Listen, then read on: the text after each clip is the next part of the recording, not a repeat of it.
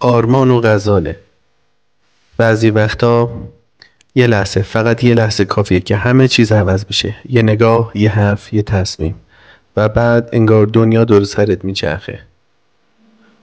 با داستان آرمان و غزاله در خدمت شما هستیم. لطفاً کانال ما رو سابسکرایب کنید و حمایت کنید، چون داستان‌های واقعی زیادی رو برای شما روایت خواهیم کرد.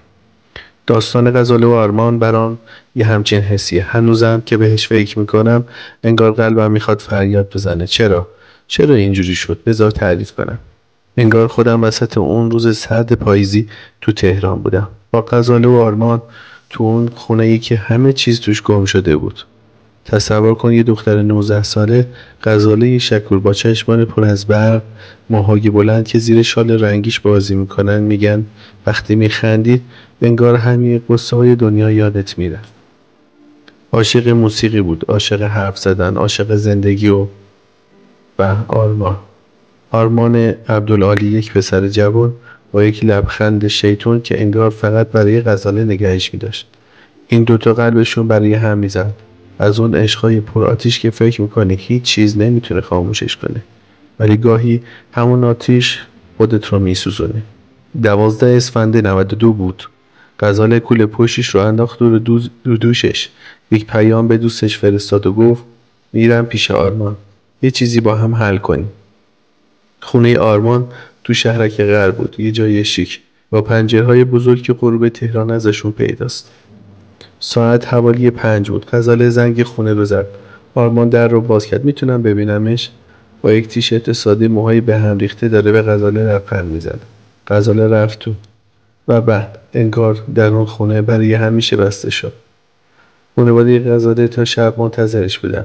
زنگ زدن، گوشیش خاموش بود، دلشوره، مثل خوره افتاده بود به جونشون. زنگ زدن به آرمان، گفت غزاله آره اومد، ولی 1 ساعت بعدش رفت. ولی یه چیزی تو صداش انگار میلرزید. من اگه جای اونا بودم همونجا شک میکردم. تو چی؟ پلیس که اومد آرمان بازم همون حرفا رو زد. رفت نمیدونم کجا، ولی مگه میشه غزاله با اون روحیه پرشر و شور یه حقه بهش بزنه؟ نه، یه چیزی این وسط درست نبود. بازجویی ها شروع شد. تصور کن آرمان رو توی اتاق تنگ با یک میز فلزی و یک لامپ که نورش چشماش رو میزنه. اولش محکم گفت من کاری نکردم، ولی پلیس ولکن نبود. ساعتها، روزها، سوال پشت سوال. بالاخره یه روز انگار دیگه کم آورد. سرش رو گذاشت رو دستاش و گفت من کشتمش. وای فکرشو بکن، چی به دلت افتاده؟ وقتی اینو میشنوی. گفت دعواشون شده. غزالی یه چیزی گفت.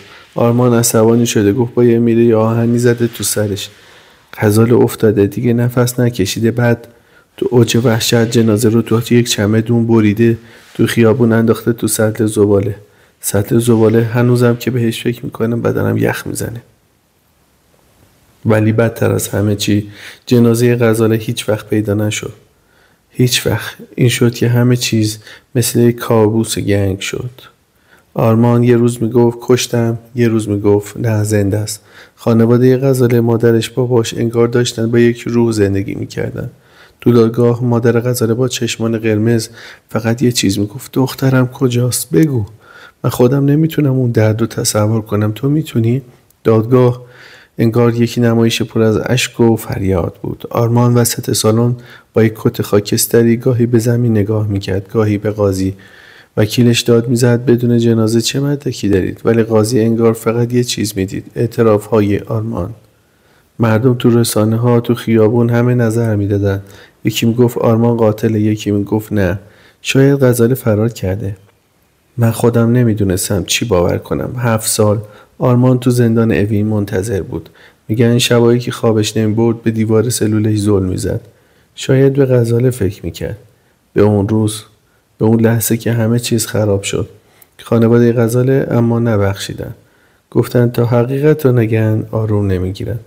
بالاخره 3 آذر 1400 یک صبح سرد پاییزی آرمان رو بردن پای چوبه دار. میگن هیچی نگفت، فقط ساکت بود، انگار توی دنیای دیگه. بعد تناب و سکوت. این داستان هنوزم تو سرم میچرخه. غزاله واقعا چی شد؟ آرمان قاتل بود؟ عاشق بود؟ چرا جنازه پیدا نشد؟ چرا اینقدر همه چیز گنگ موند؟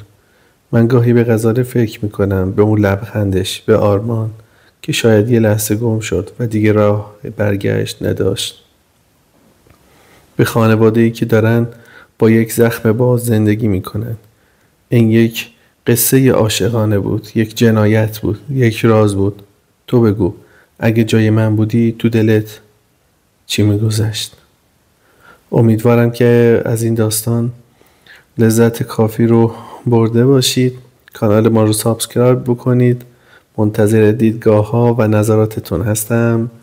روزگار خوش.